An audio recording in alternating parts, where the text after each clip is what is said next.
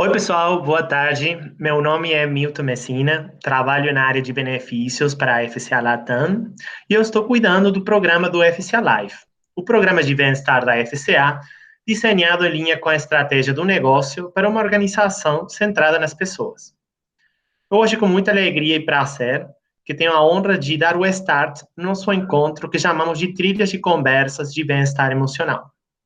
Para este bate-papo, traremos mais informações para todos os colaboradores no que diz respeito à saúde mental. O nosso diretor de MOPAR, Luiz Santamaria, vai receber dois profissionais, especialistas de mercado, e o Dr. Adilson Braga, médico de referência da FCA, e a doutora Antoneta Medeiros, líder da gestão e saúde da Mercer Marsh Benefícios. Luiz, doutora Adilson e doutora Antonieta, sejam muito bem-vindos. Obrigado pela disponibilidade em vir e contribuir e ampliar o nosso conhecimento de um assunto tão relevante para a nossa organização.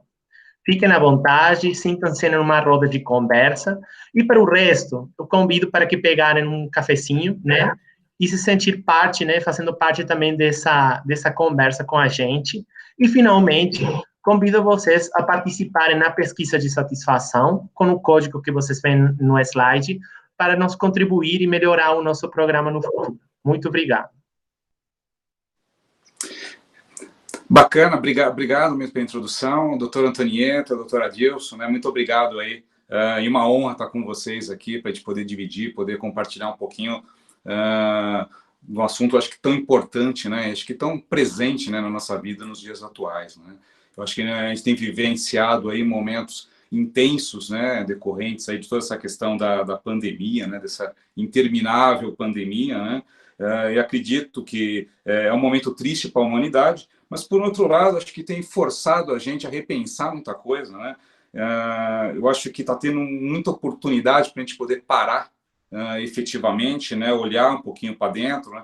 E refletir e visualizar o que de fato importa para cada um de nós, né? Então, acho que, olhando aí por essa janela, né? Acho que a pandemia tem sido uma grande oportunidade, acho que para todos nós, repensarmos muitas coisas, né? Em termos de valores pessoais, efetivamente, né?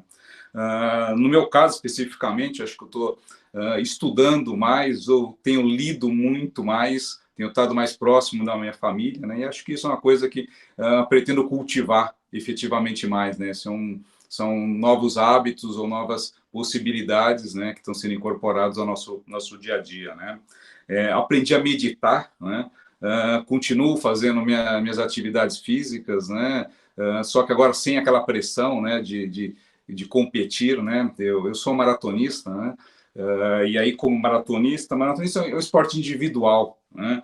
E por mais que você esteja correndo aí com 10 mil, 30 mil pessoas ao seu lado em algum momento, né?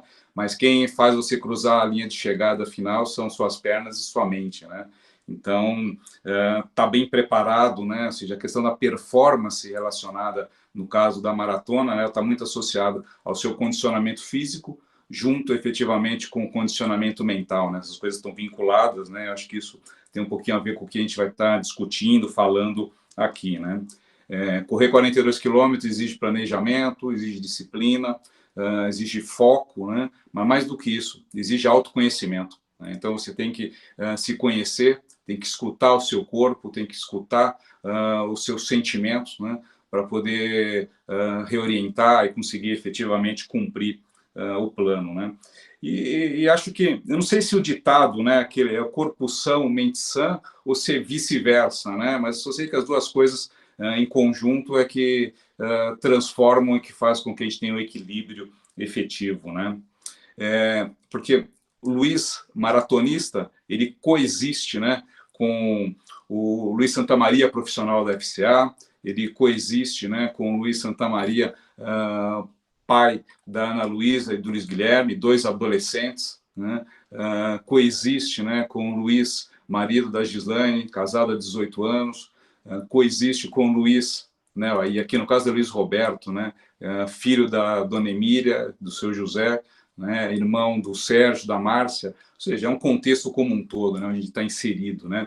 E aí, já pegando um pouquinho do gancho, né, da onde o nosso bate-papo para aquecer, né, queria entender um pouquinho de vocês qual é a visão do conceito de bem-estar integrado né? Quando a gente olha tudo isso que a gente está vivenciando, né? E nós como seres humanos nesse contexto, como é que vocês classificam o conceito de bem-estar integrado?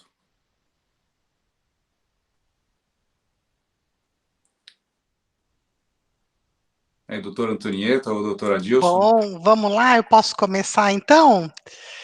Olá, gente, muito obrigada pelo convite, é um prazer estar aqui com vocês. Bom, olha só, Luiz, o que você acabou de falar, bem-estar integrado, é tudo isso que você acabou de falar, né? Não existe o bem-estar físico sem a gente ter um bem-estar mental. Não existe o bem-estar mental físico se o nosso ambiente é ruim, o ambiente onde nós vivemos é ruim, né? E aí, quando a gente fala de ambiente, a gente está falando do ambiente domiciliar, o nosso ambiente onde nós vivemos, né? O nosso planeta Terra, né? Então, quando nós falamos de saúde integral ou integralidade da saúde, nós estamos falando sobre todos esses aspectos, né? O teu aspecto social, o teu aspecto ambiental, o teu aspecto dentro da comunidade onde nós vivemos, dentro do nosso trabalho, dentro da nossa casa, o aspecto da saúde física e o aspecto da saúde mental. Então, é tudo isso em conjunto, e isso tem que estar da maneira mais possível que possa ser saudável ou mais possível de estar das melhores formas de integrar todos esses fatores para que a gente possa viver bem, né? Então, saúde integral é uma convergência de todos esses fatores, não é? Doutora Adilson, sua visão? Só a gente pensar na definição da OMS é interessantíssimo, assim, um tanto que bate nisso. Saúde, no geral, de indivíduo é definido como bem-estar biológico, psicológico e social desse indivíduo. Então, o biopsicossocial clássico que a gente ouve falar. Habitualmente, a gente pensa em saúde muito nos limiares biológicos exclusivamente, sem levar em consideração o tanto que os aspectos emocionais e psicológicos envolvem nisso, a sanidade mental. Quando eu pensar em bem-estar, basicamente, eu tenho que pensar nessas pessoas no que concerne o dia a dia dessa pessoa. Ou seja, eu estou bem biologicamente, legal, mas como é que eu estou psicológica e socialmente? Como é que estão as minhas relações familiares? Como é que estão as minhas relações sociais? Como é que eu interajo com essas pessoas no entorno e como é que isso me afeta psicologicamente? Sempre lembrando que é um contínuo esse movimento. Então, a interação entre eles é dinâmica e acontece o tempo todo. Então, eventualmente, a gente pode ter casos, eventualmente não, continuamente, a gente tem casos nos quais as pessoas elas têm alterações do ponto de vista psicológico ou psicoemocional que vão interferir diretamente na saúde biológica do indivíduo. Enxergar isso como uma integração é importantíssimo para aqui para frente, sabe? Então, pensar em bem-estar é pensar nesse contexto muito mais global do que olhar com um olhar só. Né, com certeza. E falando um pouquinho de saúde mental, né, a gente sabe que existe ainda, né, na nossa sociedade, né, consciente ou inconsciente, ainda muitos estigmas, né, muito preconceito efetivamente com o tema, né, talvez até pela questão de não se falar muito abertamente, né, ou pela uma condição histórica, né, relacionada à questão da loucura, né, em vários aspectos, né. Essa questão de tabu, preconceito, né, qual é o lugar disso, efetivamente? Quais são os mitos e verdades aí sobre o tema saúde mental? Bem colocado, Luiz. A gente ainda fala muito pouco sobre saúde mental, né? Porque ainda existe muito estigma em relação ao tudo que cerca o assunto dos transtornos mentais, né? Da saúde mental, como nós lidamos com a emoção, como nós lidamos com a diversidade, como é que nós lidamos com o diferente, como é que nós nos relacionamos com as pessoas, né? E muito do histórico lá para trás, né, todos que estavam ali fora desse contexto, né, eram colocados ali dentro de uma reserva de falar do que nós estávamos dentro de uma loucura, né? E isso era tudo que era muito ruim, era segregado, era separado dentro da sociedade, né? né? Então, hoje, o que a gente vem falando é que diversidade, pensamentos diferentes, emoções distintas, aceitar o diferente, ele está muito mais dentro do nosso contexto atual do que lá atrás. Só que isso ainda vem muito carregado de preconceitos, como você acabou de falar, né, Luiz? A gente ainda fica com muito receio de falar que a gente está um pouco estressado, ou que a gente está com dificuldade de lidar com determinadas situações, ou que eu tenho algumas dificuldades, né? Ou que eu vou no meu cardiologista, ou que eu preciso buscar um auxílio no meu psiquiatra para que ele possa me ajudar a entender alguns tipos de comportamento, alguns tipos de reações que eu tenho, que se refletem na minha saúde. Então, isso tudo, ele ainda é uma barreira grande. Primeiro, para o conhecimento, né? Então, enquanto a gente tem estigma, enquanto a gente tem preconceito, a gente se limita muito no conhecimento do que é a saúde mental e de como a gente pode melhorar as nossas condições, né? Então, nós precisamos cada vez mais abordar, falar sobre o assunto, dar a oportunidade para a gente fazer essas discussões, para que a gente possa ter maior liberdade, né, de conhecer melhor, conhecer um pouco mais sobre o assunto e ter maior capacidade de tentar ouvir as pessoas, né? Então, quebrar estigmas, fazer com que o preconceito ele não exista em cima de um assunto, é fazer com que a gente fale mais abertamente sobre ele, e mais, a gente tenha a capacidade de conseguir ouvir o que é diferente e tentar entender como que essas situações elas podem estar ocorrendo e tentar aprender cada vez mais com isso.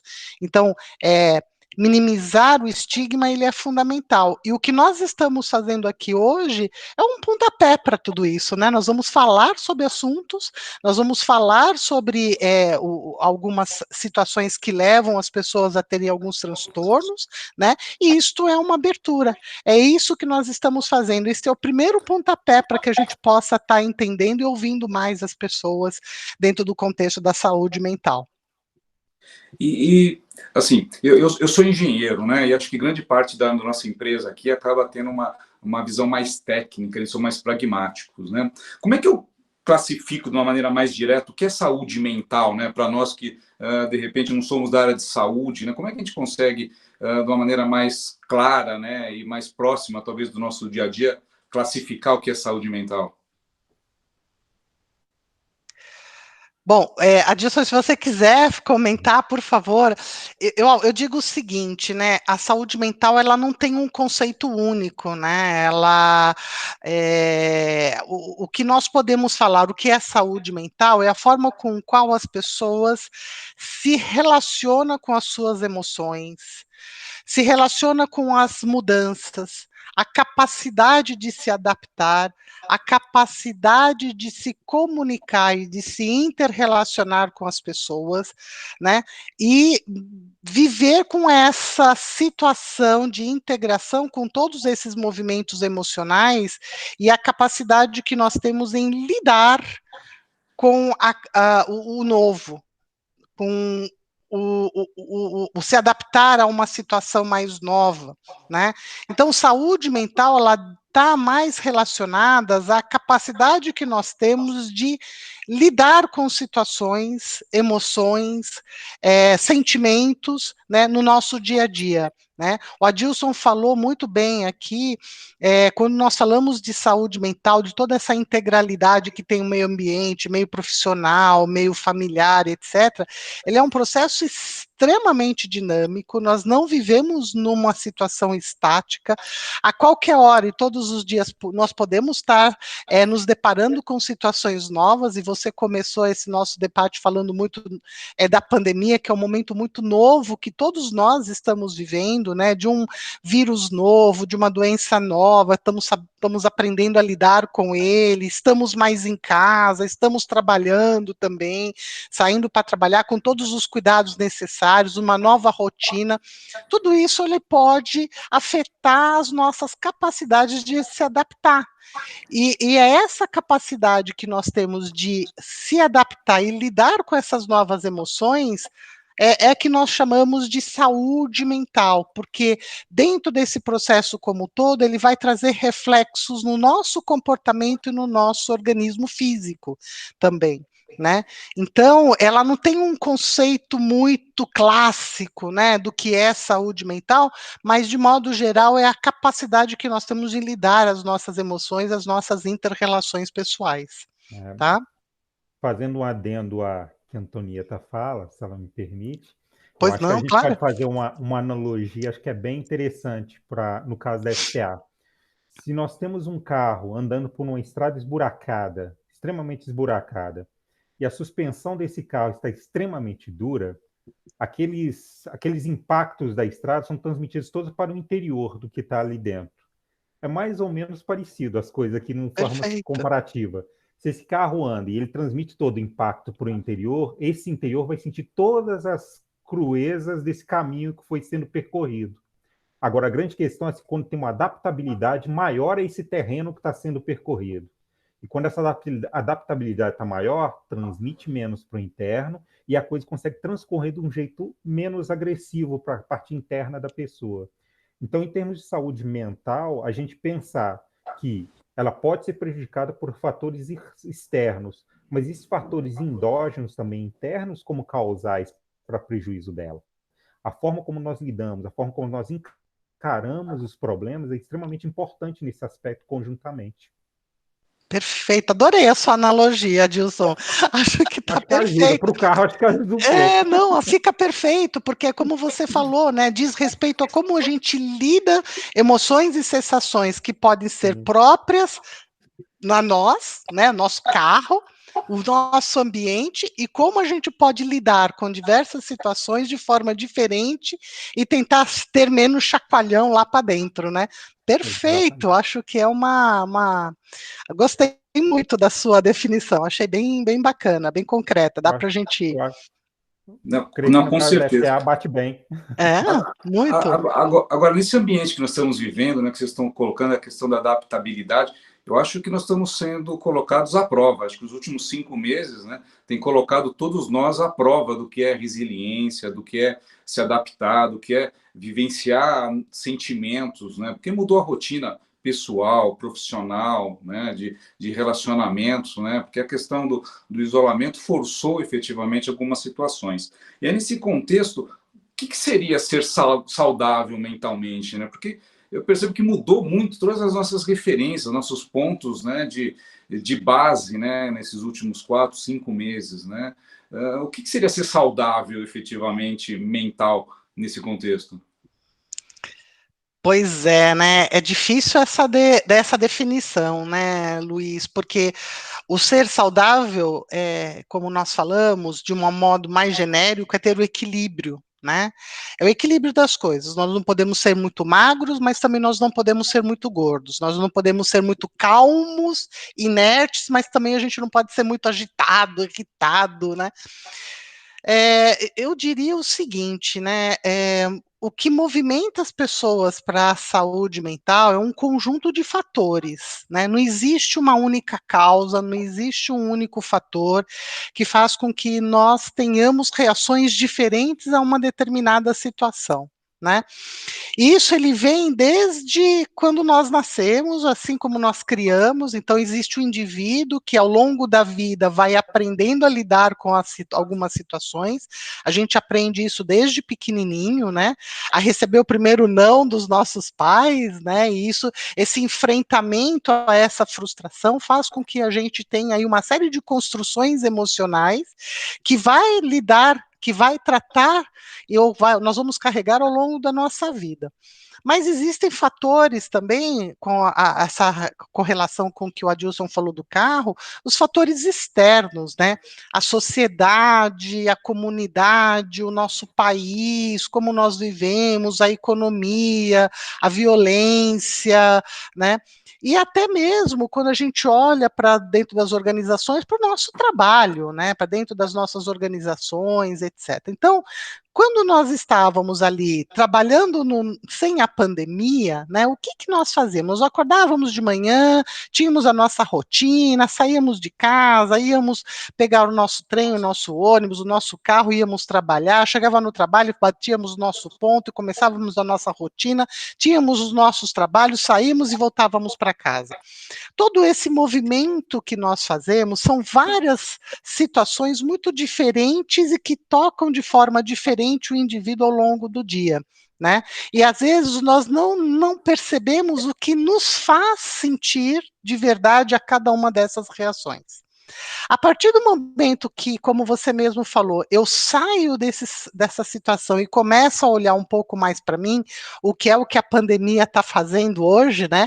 Nós estamos mais em casa, nós não temos esses outros fatores, né, que fazem com que a gente não perceba exatamente quais são as emoções, quais são os sentimentos, o que está me afetando hoje, passa a ficar mais emergente. Então, quando nós estamos sem esses outros fatores, faz com que a gente pense um pouco mais em nós mesmos. Sentimos um pouco mais aquela emoção. A gente passa a sentir mais as emoções, a gente passa a sentir mais as dificuldades que nós temos, ou as facilidades que nós temos, ou a capacidade que nós temos de nos adaptar, ou até as dificuldades que nós temos de nos adaptar. E aí é que eu falo que tem um lado bom dessa moeda, né? Que é uma oportunidade da gente se conhecer, né? Então, esse momento é um momento muito interessante que faz com que a gente veja de que forma nós podemos nos conhecer melhor, porque se a gente se conhecer melhor, a gente vai saber manusear ou fazer com que aquela reação que nós temos ela possa se modificar, ou a gente pode intensificar uma reação boa que nós temos. Então, é um momento muito interessante de fazer a gente refletir sobre nós mesmos. Qual é a capacidade que eu tenho para relaxar? O que eu tenho que fazer para que eu possa estar mais com mais atenção a determinadas situações, né? Porque às vezes a gente não sabe que a gente erra porque a gente está com a falta de atenção, não é? Então, é um momento muito interessante do autoconhecimento. Então, eu acho que este momento é um momento do autoconhecimento para que a gente possa saber o que de fato é bom ou ruim para a nossa saúde, e aí a gente fala da saúde integral, a gente fala da saúde não só física, mas a saúde mental. Não existe essa separação, né, entre saúde física e saúde mental. As duas, como nós falamos lá desde o começo, integrada ao ambiente, ela vai fazer a gente ser um indivíduo íntegro, inteiro, saudável, né? Nietzsche, eu acho que Nietzsche coloca uma coisa muito legal assim para a gente aqui, quando ele coloca que o que não nos mata nos fortalece. Eu acho que é perfeita essa ideia, porque nesse momento agora de grande dificuldade, o que tem acontecido, e algumas pessoas que eu tenho atendido têm demonstrado isso, têm falado muito com relação ao fato que estão repensando conceitos e conseguindo se entendendo do jeito que não pensavam antes, porque a correria do dia a dia não propiciava isso. Então a gente tem dois vieses agora que estão acontecendo. As pessoas estão repensando a vida delas. Isso pode ser um fator de sofrimento interno grande, como pode ser um fator de descoberta muito grande também para algumas pessoas. Quando a gente pega o processo de redescoberta de si mesmo, o que a gente passa a entender é que muita gente está descobrindo a atividade física agora, né? Inclusive. E aí entra no que a Antonieta fala, que é muito interessante. O processo de melhora da saúde mental, no entendimento que eu tenho que melhorar fisicamente também meu corpo para seguir daqui para frente. E as pessoas estão começando com o entendimento de atividade física junto com o processo de melhora mental associado. É bem interessante o movimento que você vai observando, junto com outras questões que estão sendo discutidas agora, né? Processo de empatia, de entendimento do outro, compreensão do outro. Acho que as pessoas estão num crescente maior para isso agora e vai ter uma repercussão muito relevante dentro de algum tempo. Agora, nesse contexto, né, que a gente tem vivenciado, eu acho que acelerou muitas coisas, né? Acho que talvez coisas que demorariam mais tempo, já estavam aí, né? Estavam latentes, mas talvez se acelerou, né? E como eu comentei lá no começo, né, que nem no meu caso, né, é o Luiz pai, né, que tem que conviver com o Luiz profissional, que tem que conviver com o Luiz maratonista e por aí vai. Isso gera pressão, isso gera muitos questionamentos, ou talvez uma necessidade de conviver com vários aspectos que são conflitantes, né? E nesse ponto, o que mais tem gerado o adoecimento da população, né, em termos de saúde mental, que vocês têm percebido ao longo dos anos, né, e talvez que possa estar sendo acelerado nesse momento, ou está vindo mais à tona por causa de toda essa exponencialidade da velocidade, né, que a questão do isolamento tem propiciado, né? Ao meu ver, Luiz, a primeira coisa que eu vou colocar assim é vamos pensar no antes para depois a gente ficar mais claro depois. No anterior a esse processo, a gente conseguia perceber claramente que as imposições sociais do mundo moderno, do ter que ser bom no trabalho, bom pai ou boa mãe, bom filho ou boa filha, e por aí vai, estavam em cursos, incluídos na pessoa socialmente, e a pessoa tinha uma obrigatoriedade de sempre ser perfeito em tudo. Isso gerava sofrimento. Fernando Pessoa, no poema Em Linha Reta, ele é perfeito quando ele coloca a ideia de onde estão as pessoas normais desse mundo. Porque parece que todo mundo na sociedade moderna estava perfeito, né? E agora está um processo de desconstrução disso. Essa perfeição não existia. Então as pessoas tinham o quê? Eles tinham um sofrimento grande, porque tinham as redes sociais que mostravam todo mundo perfeito o tempo todo, e todas as pessoas felizes e perfeitas no trabalho, e eu estava imperfeito nesse mundo. Isso gerava uma questão de sofrimento e a pessoa, às vezes, ela não ia partilhar isso porque parecia que ela era fraca. Aí entra a questão de saúde mental como um sinal de fraqueza. Eu estou assim porque eu sou fraco. Ninguém à minha volta está assim. Quando vem o processo da pandemia e agora estou isolado, repensando a minha vida, e esse processo todo de sofrimento que eu antes colocava como algo de perfeição, a coisa começa a desconstruir. E aquele mundo perfeito que eu queria agora, almejava, de ser perfeito em tudo, de ter o carro, de ter a casa, de ter tudo, isso agora não tem mais tanto efeito, né? Porque agora as pessoas têm risco de vida real. Eu tenho risco de perder quem eu amo. E antes do risco de perder quem eu amo, a coisa mais importante do mundo é isso. É mais importante que qualquer outra coisa. É mais importante do que o carro, o emprego perfeito ou a vida perfeita que antes eu tinha na minha vida. Então, assim, está tendo um processo muito grande de reconstrução das pessoas e o processo está muito acelerado do ponto de vista mental. É igual eu falei, a gente ainda não tem muito claramente a repercussão disso para a sociedade, para o futuro e até para as relações de empresas. Porque as relações de trabalho elas vão mudar substancialmente depois disso. As pessoas estão ressignificando o que elas conhecem como vida daqui para frente, o que elas consideram como modelo de perfeição. A gente vai ter um trabalhinho grande daqui a algum tempo para lidar com isso, sabe? Verdade. Não, e perfeito, né, Adilson, quando você fala que a gente está ressignificando várias coisas, eu vou citar aqui alguns pontos que a gente ouve todos os dias, né? Ai, que saudade de abraçar os meus colegas de trabalho, né?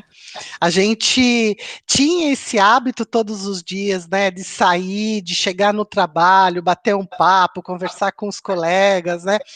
E a gente não tinha, ou pelo menos não percebia que isso era uma situação que me fazia bem, né, e que faz bem às pessoas, né. Então a gente está ressignificando muitas coisas. Nós estamos olhando muitas coisas que nós não nos deparávamos como uma coisa que era importante e era boa, e hoje a gente começa a olhar o que é importante para mim como pessoa. Né? Então a gente fala da relação interpessoal dos meus colegas, da relação familiar, né? De a gente valorizar mais o bate-papo, né? Do que a gente só usar as mídias sociais, né? Que a gente hoje está valorizando muito mais da onde vem a fonte de informação de que eu estou recebendo, do que simplesmente olhar as informações como nós olhávamos antes nas redes sociais, né? Então nós estamos ressignificando um monte de sinais e situações que estavam dentro da nossa rotina e do nosso cotidiano, e que muitas vezes a gente não sabia que isso poderia ser ruim para nós. Um dos exemplos clássicos, inclusive a própria Organização Mundial de Saúde citou várias vezes nesse momento de pandemia, foi a mídia, né? As redes sociais. né?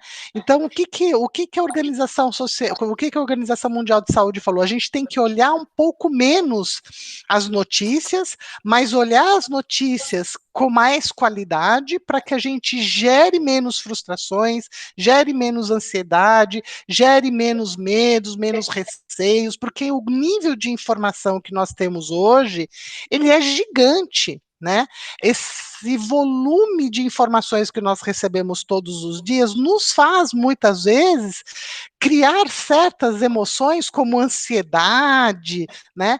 De estar tendo tantas informações e a gente ter que fazer tantas coisas ao mesmo tempo, que agora a gente olhando, a gente fala, poxa, será que eu preciso receber todas essas informações mesmo? Será que eu preciso receber todas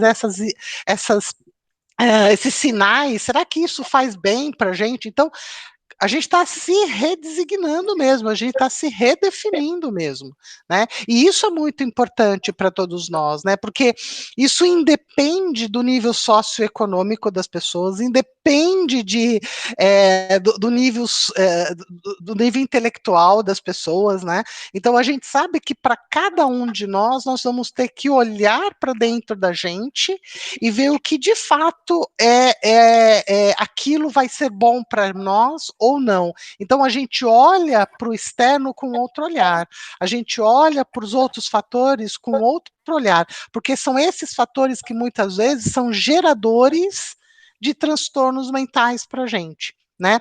A gente fala o seguinte, quando eu fico olhando muito lá para frente, quando eu olho só para o futuro, sem que a gente possa viver o real, o presente, gera muita ansiedade nas pessoas, né? E quando a gente fica olhando muito lá para o passado, olhando só para as coisas do que aconteceram, pode levar a gente a ter quadros de depressão, porque a gente não olha o futuro e a gente não olha o presente. Então, eu diria que o equilíbrio, ele é um grande desafio para todos nós. Né? E este momento é um momento muito interessante para a gente encontrar esse tal do equilíbrio, né? Que faz com que a gente tenha aí sanidade, que faz com que a gente tenha escolhas boas, escolhas adequadas para determinadas situações que nós estamos vivendo, não é? Agora, nesse contexto que a gente está vivenciando, né? A gente falou um pouquinho de autoconhecimento, né? Ou seja, escutar os nossos sentimentos, escutar o nosso corpo, efetivamente, né? Na questão da saúde mental, o que a gente tem que prestar atenção, né? Porque eu estou nessa confusão, velocidade, né? Mudando tudo, né? Dentro de casa, né? Convivendo com ambientes diferentes, estava acostumado numa rotina de trabalho, agora estou me adaptando a uma outra, né? O quanto que essas coisas talvez tirem o foco e não deixem a gente prestar atenção em alguns sintomas relacionados à saúde mental que nós deveríamos cuidar ou observar. O que a gente deveria observar nesse sentido, em busca de autoconhecimento, ou entender que, de repente, tem alguma coisa que está saindo do controle, que pode ter uma consequência mais intensa no momento seguinte? Nossa, perfeito. Quando nós falamos um pouco assim de saúde mental, ou quando nós falamos o que pode afetar a nossa saúde mental e causar algum tipo de transtorno, e nós brasileiros somos aí um país que tem uma incidência do transtorno mental como a depressão, um dos maiores da América Latina, a gente só perde para as Américas, quando nós falamos das Américas, para os Estados Unidos, mas na América Latina nós somos o país que tem mais processos de depressão, né? Nós somos a terceiro maior país em relação à ansiedade e estresse, né? Então, quando a gente fala sobre isso, é interessante a gente olhar assim, quais são os sinais, né, que nós podemos começar a perceber que talvez a gente tenha que prestar um pouco mais de atenção, né? A gente fala que afeta três principais fatores ou três principais situações dentro do organismo de uma pessoa, né? Nós falamos do processo cognitivo, que aí diz respeito à minha atenção, à minha capacidade de memória, à minha capacidade de armazenamento de informação, a minha capacidade de se adaptar.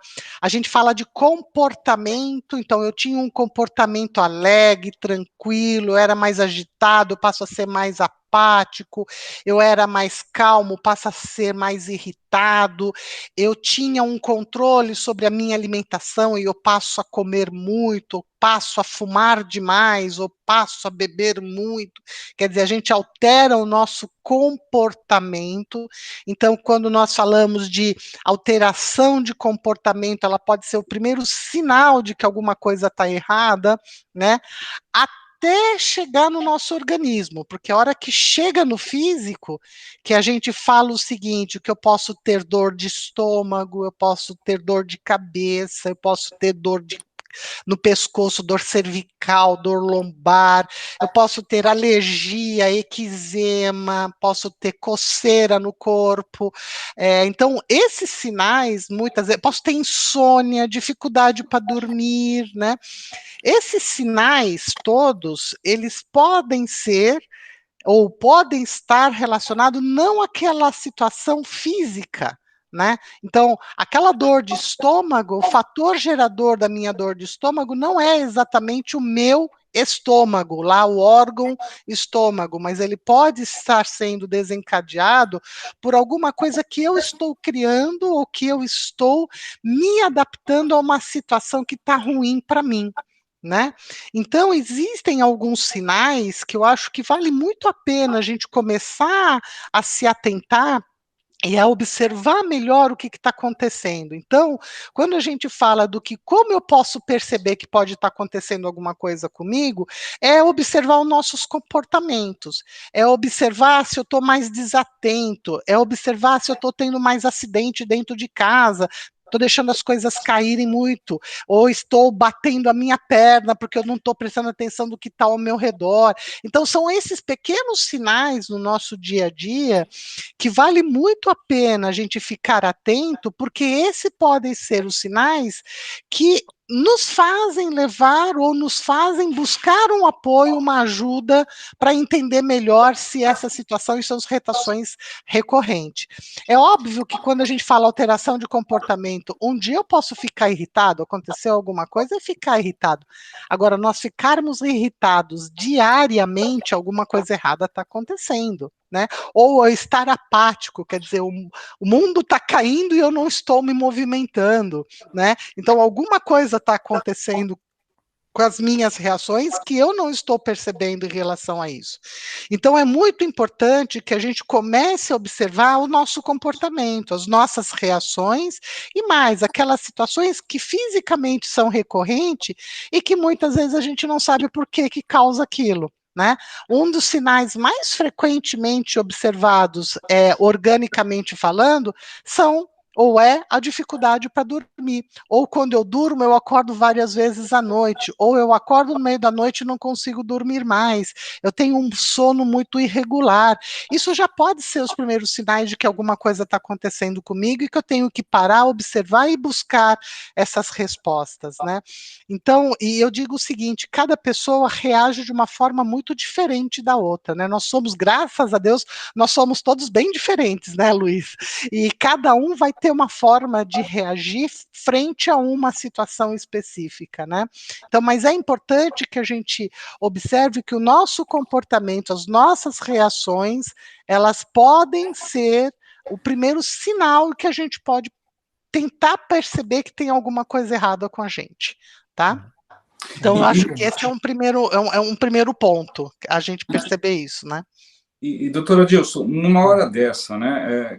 Qual é a hora que eu tenho que pedir ajuda, né? E a hora que eu percebo isso, como é que eu faço? Como é que eu peço ajuda, né? Como é que a hora que eu começo a identificar alguns fatores desses como colocados, porque assim, né? A nossa vida é cheia de altos e baixos, momentos melhores, momentos difíceis, mais tensos, menos tensos. Ou seja, isso acaba também sendo uma constante, né? Ao longo da nossa vida, né? Em vários momentos. Que hora que eu tenho que pedir ajuda ou que hora eu tenho que procurar um auxílio e por onde eu começo efetivamente isso? sempre que eu vou pensar em auxílio para pedir ajuda, no momento que eu estou me incomodando. Quando eu começo a sentir incômodo, por menor que seja, é comum as pessoas me procurarem no consultório e falarem assim, eu não estou me aguentando. E geralmente eu falo para eles, nossa, realmente a coisa está difícil, porque se você não está se aguentando, a coisa realmente deve estar muito complicada. Então, habitualmente, as pessoas têm uma percepção individual de sofrimento interno, ou seja, determinada coisa que não me fazia mal está fazendo. Ah, é pouca coisa? Isso é relativo ou é pouca coisa? Né? Eventualmente, eu posso pensar assim, colocar o lápis em cima da mesa do jeito X está me fazendo mal. Para aquela pessoa está fazendo mal, é porque aquilo tem uma representatividade do ponto de vista somático, psicossomático para ela, que ela necessita de ajuda. Então, esse sofrimento, às vezes, com coisas muito pequenas, é relevante para a gente. Um adendo só para o que a doutora Antonieta coloca, a gente tem que ter muita atenção com esses critérios, porque as manifestações, algumas vezes, que as pessoas vão dar para a gente, elas são muito mais físicas do que do ponto de vista de saúde mental. Ou seja, o pedido de ajuda ele vem através do físico. É o mais comum que a gente observa. Então, algumas vezes eu pergunto para as pessoas que vêm consultar comigo, assim, você está tendo pesadelos? Nossa, todo dia à noite. E o pesadelo é uma indicação de sua psique de sofrimento interno. Você está entrando num processo de sofrimento interno intenso e está necessitando de ajuda, seu corpo está começando a te avisar disso. E às vezes pode ser antes da alteração do padrão de sono, antes da alteração das outras coisas. Essas alterações, a gente tem que sempre observar que elas vão causar o que na gente? Elevação de alguns hormônios, principalmente o cortisol, que é um hormônio que, em termos de estudo de neuroimagem, ele mostra para a gente que tem redução de uma área do cérebro responsável pela memória. Então, existe uma redução física, mensurável, em estudo de neuroimagem, da região do hipocampo, que é a região da memória das pessoas, por uma alteração do ponto de vista emocional, que altera os hormônios, que leva a essa redução nessa região, e a pessoa tem perda de memória substancial. Então, o principal para a gente observar daqui para frente é o momento de pedir ajuda, quando eu começo a ter sofrimento com coisas que antes eu não sofria, quando eu começo a ter sofrimento com o meu jeito, com a minha forma de agir. E a quem eu devo procurar e como procurar essa ajuda? O ideal nesse primeiro momento é geralmente eu procurar um profissional, até para poder tentar resolver isso. Porque o problema que a gente tem ultimamente, em termos de saúde mental, e vai associar com a pergunta que você fez anteriormente, é as pessoas acharem que problema de saúde mental, ou assim, não estou louco, então não tenho que procurar. Segunda coisa, é só procurar um amigo para resolver esses problemas e desabafar com ele. Pode ajudar. Pode ajudar, mas não sempre. É só procurar a igreja que vai me ajudar, porque normalmente eu ouço falar muito que é a falta de Deus. Esse é um comentário que a gente escuta muito em consultório. E às vezes as pessoas vêm com ressalvas grandes de achar que ela está com um problema e que é culpa dela o problema no qual ela está. E ela não entender que é basicamente um desbalanço de neurotransmissor. É uma doença real, factível, concreta, que tem que ser tratada e cuidada. E muitas vezes tem que ser com ajuda profissional mesmo. Pode ser psicológica ou com a ajuda de medicamentos, eventualmente. Nem sempre vão ser medicamentos, mas sempre tentar trabalhar com a ideia de que a descoberta do fator causal, isso é importantíssimo, para que não vire uma pessoa refém de um medicamento a vida inteira. A gente ouve falar de pessoas que tomam medicações há 20 anos, 30 anos, e a grande pergunta que eu faço para a pessoa é o seguinte: medicamento é uma ótima muleta, só que a muleta ela é útil para quem quer andar. E a muleta ela é dada para que a pessoa caminhe e depois fique livre da muleta. Se ela está precisando da muleta, o fator que levou a usar a muleta não foi solucionado. Então você não resolveu o problema dela. Você só deu um paliativo transitório. A pergunta tem que se fazer do porquê que aquilo tudo foi causado. E aí, você indo na base do problema, você resolve e retira a medicação dessa pessoa, eventualmente, no futuro próximo. Adilson, se eu puder colaborar também, Claro. a gente fala muito sobre o físico, né? Porque o físico ele é mais tangível, né? Ele é mais palpável. Então, assim, se eu tenho palpitação, se eu tenho pressão alta, né? Isso pode ser uma coisa relacionada à minha ansiedade, né? A síndrome do pânico, né? Então, algumas vezes a gente consegue ter essa relação para um transtorno relacionado à saúde, né, ao transtorno mental. Mas o que a gente também enfatiza bastante, que não é só essas condições físicas, né, os pensamentos muito negativos, o desânimo constante, a chateação, né, a alteração do nosso humor, né, e como o Adilson explicou, esse é um fenômeno muitas vezes bioquímico, ele é neuroquímico, né?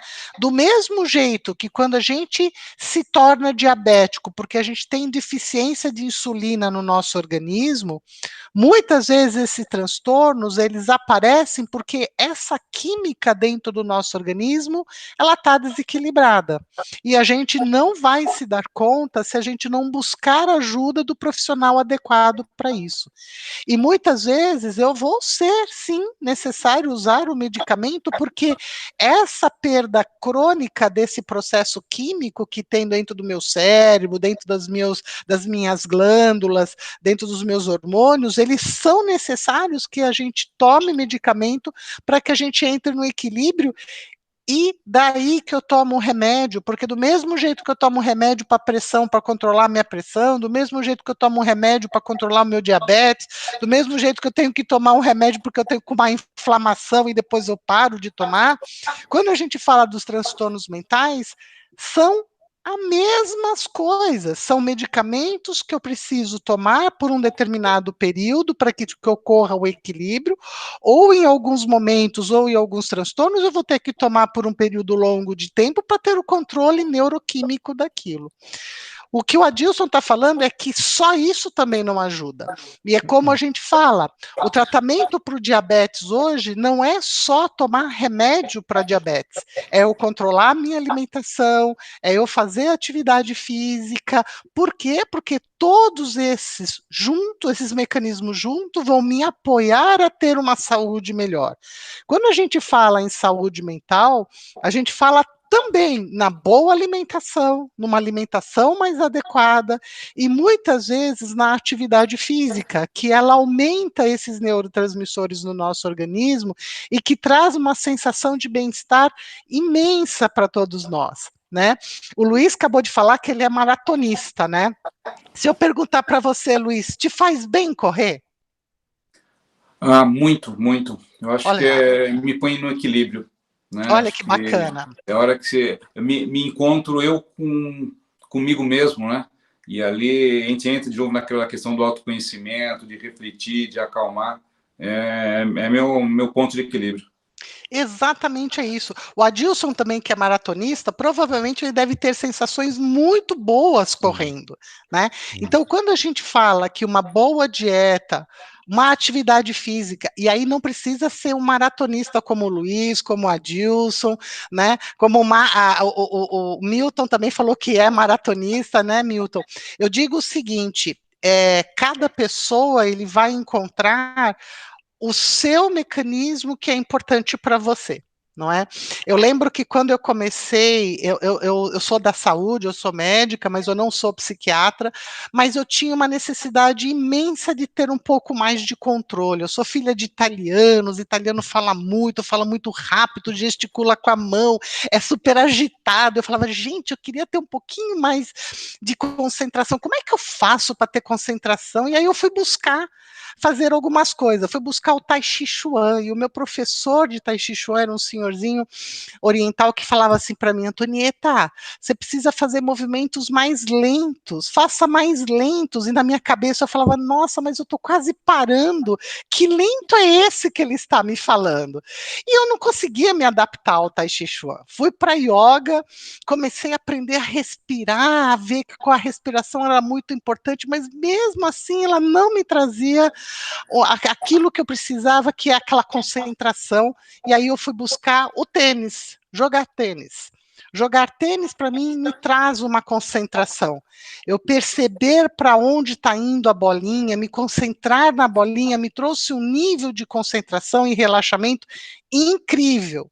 Então, cada um de nós tem a capacidade de buscar esses mecanismos que auxiliem as terapias, que auxiliem os medicamentos, que auxiliem no tratamento, e isso, de novo, pensando na saúde do indivíduo como um todo, e aí a gente não fala só de saúde mental, todos esses mecanismos, a alimentação, atividade física,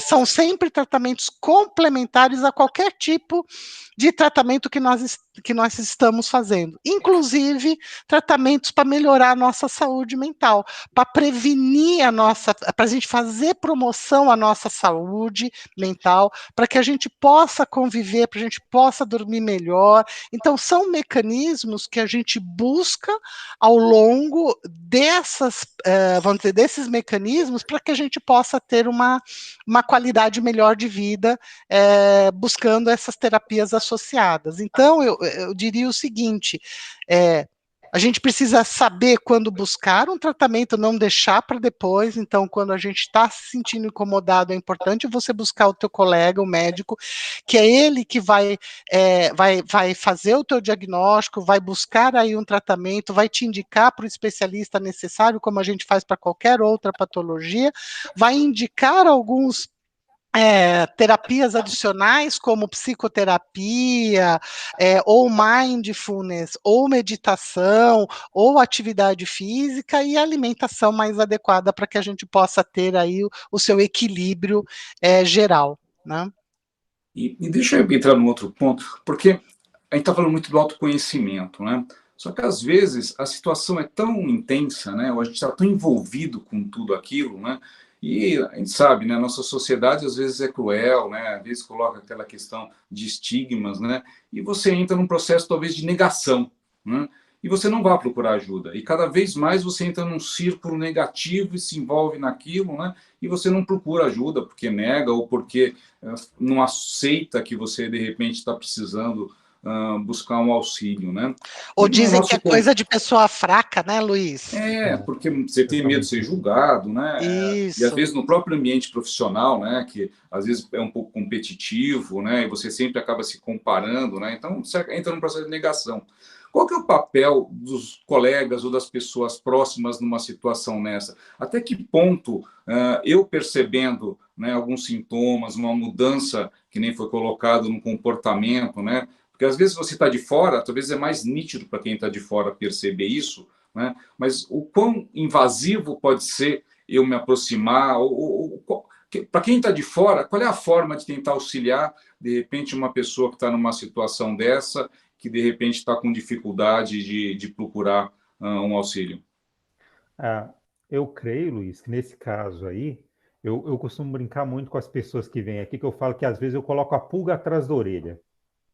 Às vezes você não vai no ponto em si, mas eventualmente quem está próximo dessa pessoa compete muito mais colocar as questões pontuais. Olha, você está diferente do que você era, isso aqui está um pouquinho distinto. Às vezes você joga a pulga atrás da orelha da pessoa porque a percepção dela, por mais que ela esteja negando, ela começa a perceber que diversas pessoas começam a falar a mesma coisa. E quando diversas pessoas estão falando uma coisa parecida, isso condiz com que ela realmente tem que procurar que ela tenha alguma coisa diferente com ela do que é o habitual. Então, às vezes, jogar a pulga atrás da orelha de modo cuidadoso é um caminho muito mais fácil de se fazer. No meu trabalho aqui, como média de referência, é bem interessante que eu brinco muito com as pessoas, que eu falo assim, que eu adoro quando as famílias entram juntas no consultório. Porque quando elas entram juntas, uma entrega a outra. Aí o pai entrega a mãe, que entrega os filhos, do que está acontecendo, de quem está nervoso, quem não está, quem está ansioso e quem não está. E aí a gente consegue um trabalho muito mais efetivo e cuidadoso das pessoas. E é muito engraçado porque, assim, às vezes a esposa tá, ela fala, não, mas ele é muito nervoso, agitado. Ele fala, não sou não. E aí, quando vai transcorrendo a consulta, pouco tempo depois, ele fala, não, realmente, eu tenho um probleminha para dormir, eu tenho uma outra coisa aqui e ali, e ele acaba entrando no processo de aceitação daquilo. Muitas vezes é uma negação inicial, mas depois ele acaba entrando. Então, assim, acho que muitas vezes funciona muito mais como jogar a pulga atrás da orelha da pessoa. Eu não sei se a Antonieta concorda um pouquinho com isso, do que ser invasivo demais, mas eu acho que é um caminho bom. Sem dúvida, né, Adilson, eu acho que esse é o melhor caminho, estar verdadeiramente preocupado e perguntar se está tudo bem com as pessoas, né? Tá tudo bem com você, né? Nem que esse tudo bem seja um approach ou uma aproximação de você conseguir fazer com que a pessoa fale com você, né? É estar aberto a ouvir e estar próximo das pessoas, né? Eu digo sempre que ouvir as pessoas é um caminho muito interessante para a gente começar a ajudar as pessoas, né?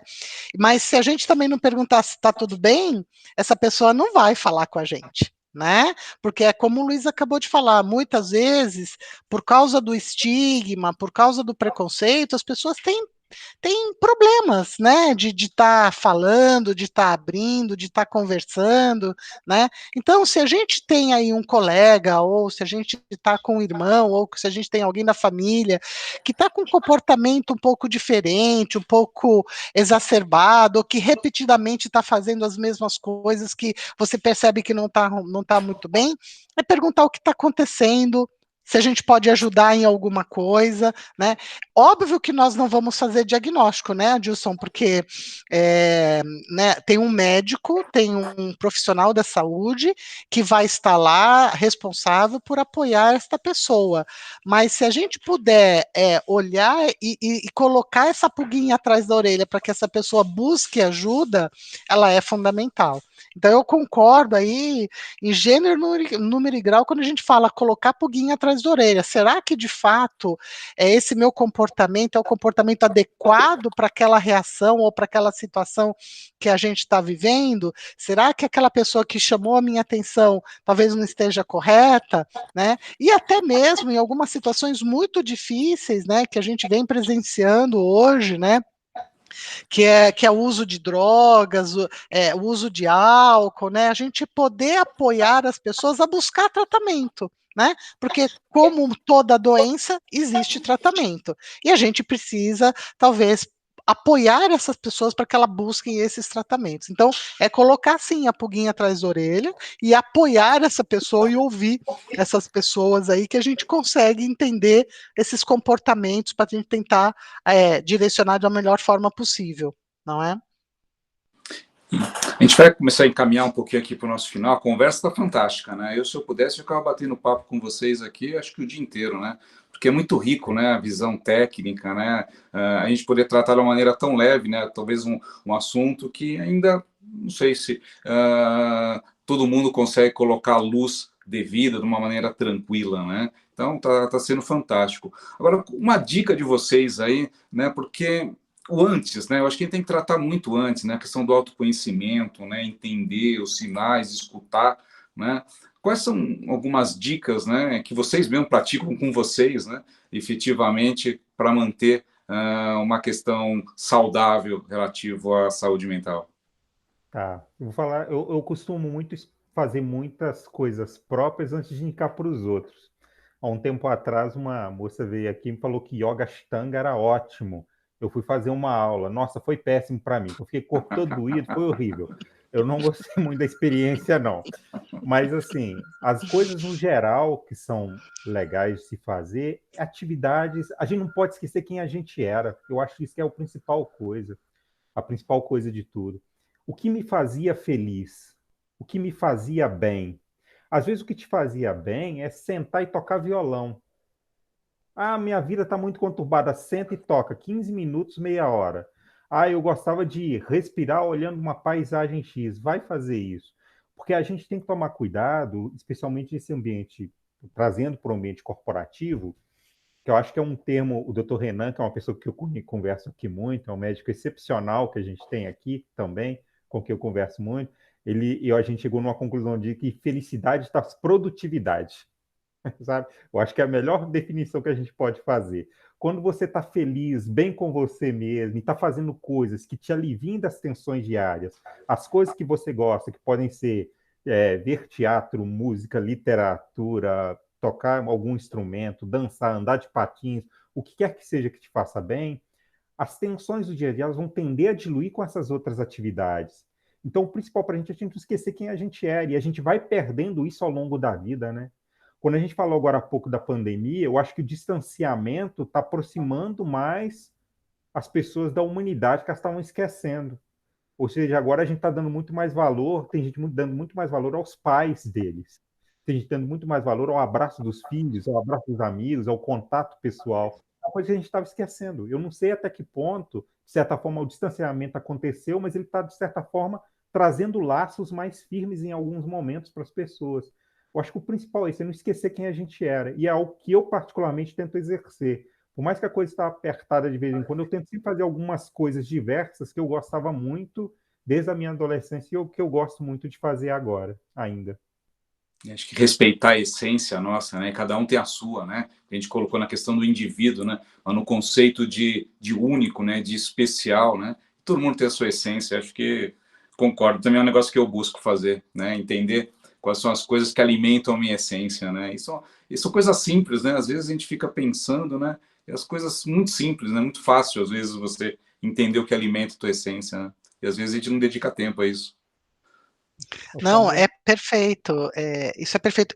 E a gente ter um tempo para nós mesmos e entender que o que me faz bem, né, é fundamental, né. Eu acho que uma das ferramentas que a gente pode promover a saúde mental é o relaxamento, né? É a gente ter aquele momento onde a gente consegue estar bem com nós mesmos. Nem que isso seja pequenas coisas, né? Ficar com meu filho, ficar com meu marido, assistir um filme, ler um livro, tocar uma música, sair para correr, sair para jogar futebol, conversar com os amigos, não importa o quê. O importante é a gente encontrar aquele momento que vai te fazer bem.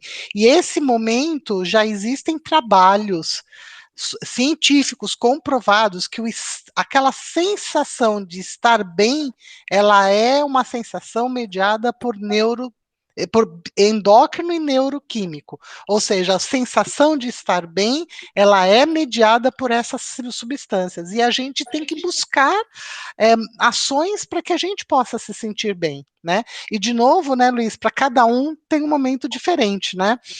Recentemente eu descobri que eu tenho a minha sobrinha, que tem 27 anos, conheço a minha sobrinha há 27 anos, descobri o que faz ela ficar bem é quebra-cabeça. Ela comprou quebra-cabeças com mais de 2.000 peças, e o momento que ela está lá relaxada é 10 minutinhos todo dia brincar lá com o quebra-cabeças dela.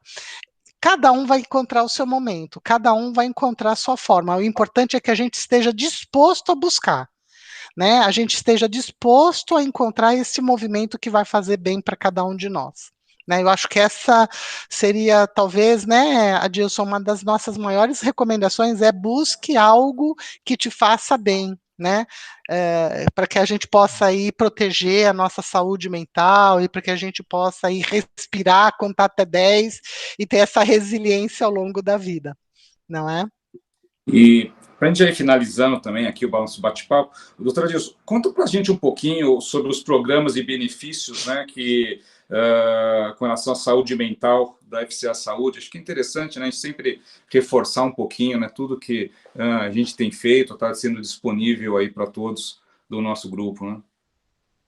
Claro, a FCA Saúde ela tem um trabalho de execução agora, com a mudança do modelo, na qual a ideia principal é você ter profissionais de referência vinculados com pessoas e que esses profissionais conheçam profundamente a população que eles cuidam.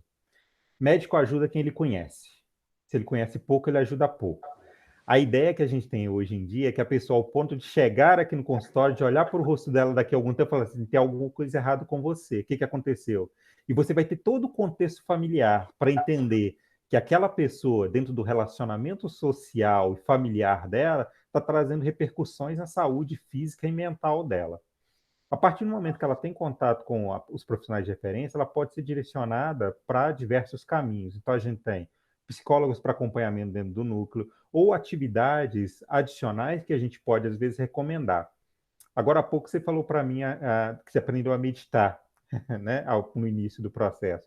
A meditação transcendental é interessantíssima a gente observar que a American Heart Association coloca ela como uma atividade de redução de estresse e que auxilia na chance de infartos agudos do miocárdio das pessoas.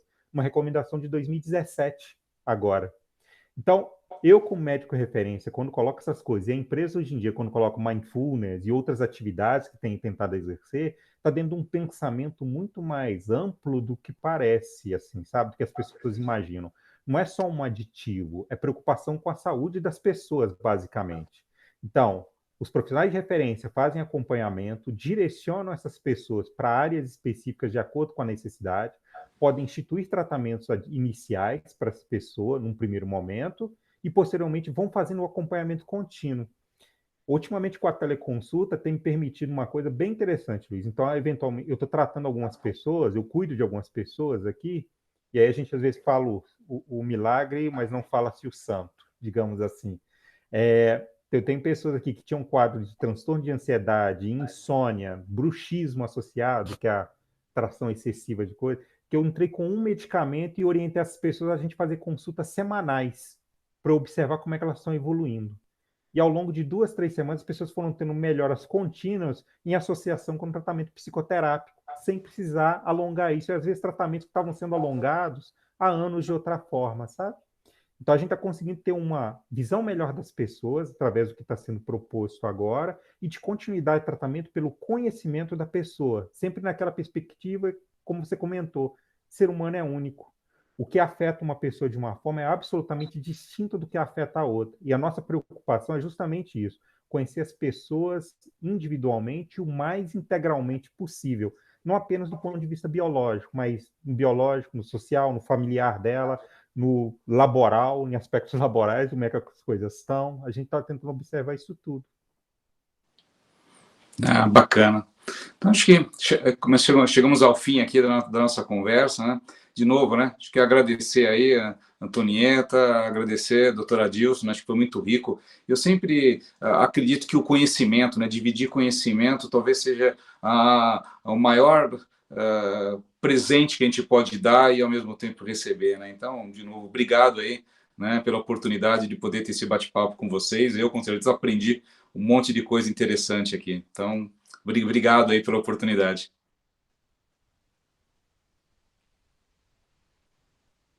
Eu agradeço enormemente assim, o convite, eu agradeço demais pelo bate-papo, pela conversa. As conversas sempre são possibilidades de trocas interessantes, então assim, eu aprendi muito com todos vocês, as meninas do RH que entraram em contato comigo, com você, Luiz, pelas seus relatos, são importantíssimos para mim em termos de aprendizagem de ser humano. Conhecer ser humano sempre é importante para mim. Verdade. E as informações da Antonieta também me engrandecem profundamente e vão fazer sempre sair em busca de novos conhecimentos daqui para frente. Eu também gostaria muito de agradecer o convite de vocês. Eu acho que é um tema, além de ser um tema tão atual, né, é um tema que a gente precisa estar falando sempre.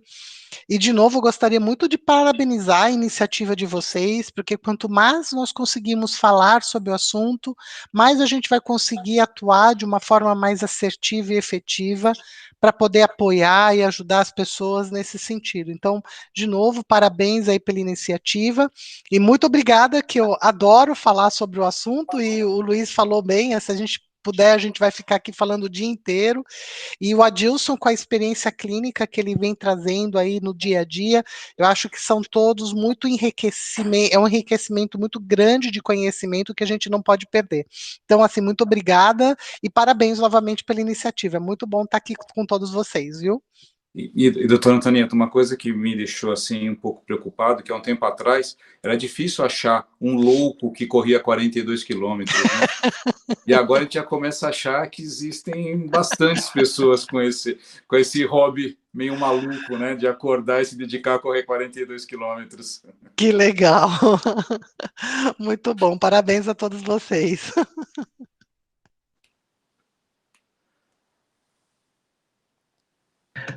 Obrigado, Luiz, obrigado, Antonieta, obrigado, Adilson, pela participação de vocês. Eu não sei, Luiz, se tem algum comentário a mais para acrescentar, para fazer o nosso fechamento, mas muito obrigado aí pela participação dos três hoje. Não, eu agradeço, né? E de novo, assim, eu reforço, acho que colocar luz, né? Dar conhecimento, poder trazer assuntos de uma maneira leve, né? E para todo o público, acho que esse tem que ser a nossa missão, né? E é um papel fundamental de todos nós. Então, obrigado aí pela iniciativa, obrigado pelos colegas, é sempre uma honra, né? Espero poder ter outras oportunidades no futuro. Com certeza, com certeza. Então, pessoal, muito obrigado aí pela participação de vocês. Só para fazer uma spoiler, né, do que está vindo, né, compartilhando com vocês todas as quartas-feiras, às 18 horas, para o pessoal que está aderido ao nosso programa do Gym Pass. Tem a sala de descompressão, né, que convidamos a vocês a participarem. Essa sala traz técnicas de respiração e de movimentos corporais que promovem o bem-estar, né? Vocês podem encontrar mais informações no nosso portal de empregados, no Hanson, e mesmo nas redes sociais da FSA Saúde, você vai encontrar pílulas que preparamos para vocês com mais detalhes da iniciativa. Também a gente está com nossa trilha, né, de conversas, né, para o dia 1º de setembro, né? A gente vai falar um pouquinho também sobre promoção da saúde, e depois, no dia 8 de setembro, a gente vai falar, né, sobre suicídio, que é um tema tabu, mas que é um tema importante para a gente falar. Então, contamos aí com a participação de todos vocês e, finalmente, convido a preencher a nossa pesquisa de avaliação, que vai ser muito importante para a gente continuar melhorando o nosso programa. Então, muito obrigado pela participação de todos vocês e até o próximo encontro.